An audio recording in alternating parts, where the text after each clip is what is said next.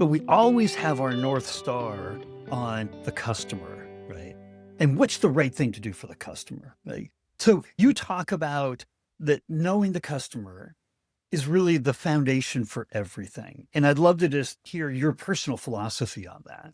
Yeah, very much knowing the customer, because if you know the customer, typically you learn to like the customer and then the customer likes you because if you've really worked hard at that piece and you're genuine and you're not faking it, as a consequence of that, then you end up with a rock solid relationship.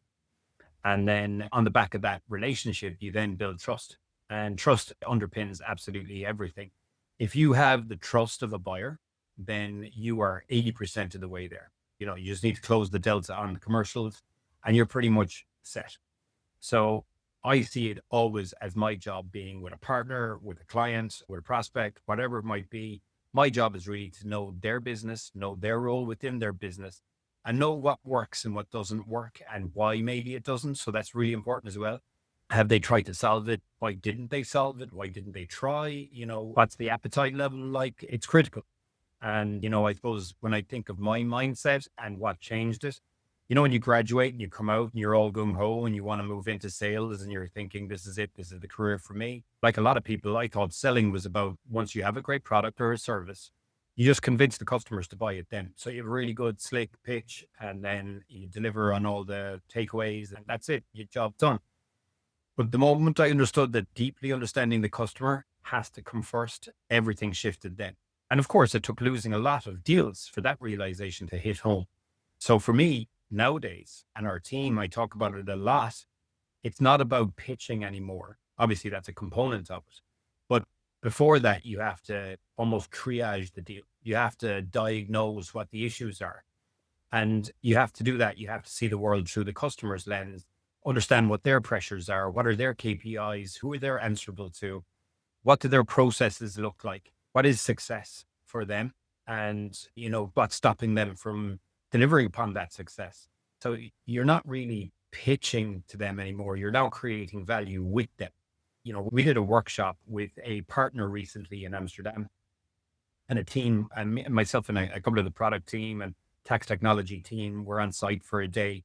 And it became apparent very quickly that we had a perfect tool for this partner, but there was going to be dead major bandwidth issues because their internal processes had a lot of manual steps that didn't become apparent initially in the sales cycle.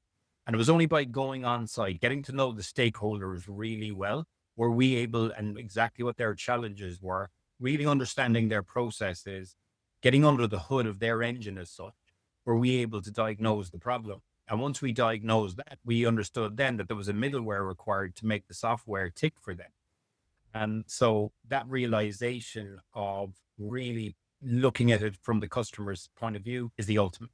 So we now make a point of listening to all of the experts in the field, whether they be partners, clients, members of our own technology team, tax team, and then that really defines how we operate.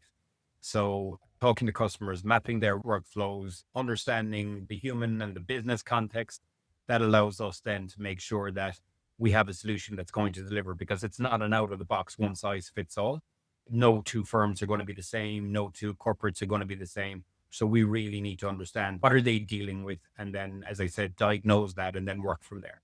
That's almost like, to your biking analogy, the discipline that we don't always do because, we have more data on our customers than ever, right? We're swimming in data. We've got NPS surveys and we're talking to customers in the sales process all the time. Customer success, they're talking, right? Like we're talking, we understand, we know.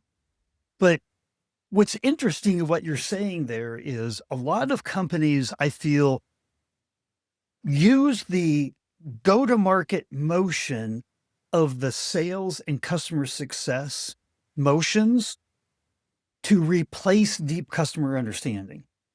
And if you even think about it this way, like customer success, some of their biggest KPIs are cross-sell and upsell, right? And if you're learning within a pitch environment, if you're learning just within an environment that's selling, not going on site that you're talking about, not spending the time to really understand, to have the dinners, have the conversations. You even talked about a taxi ride to the airport and how you learned so much and the relationship built so greatly.